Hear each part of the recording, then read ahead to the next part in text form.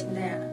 തകർന്നു പോയ ഒരു കപ്പലിൽ നിന്ന് രക്ഷപ്പെട്ട ഒരു മനുഷ്യൻ ജനസഞ്ചാരമില്ലാത്ത ഒരു ദ്വീപിലെത്തി.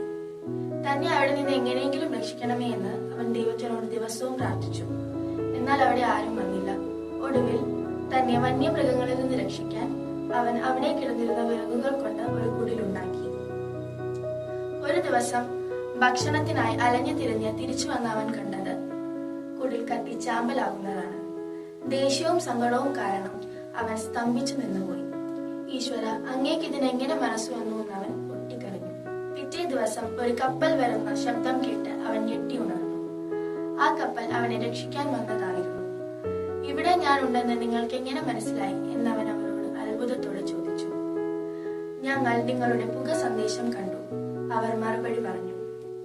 ഒരു ചെറിയ കുടിൽ കത്തിച്ചാമ്പലാകുമ്പോൾ ഉണ്ടാകുന്ന പുകയുടെ സന്ദേശം ഈശ്വരൻ കേൾക്കുന്നത് പോലെ നാം കഷ്ടതകളിൽ മനംനൊന്നു വിളിക്കുന്ന വിളിയും ഈശ്വരൻ തീർച്ചയായും കേൾക്കും.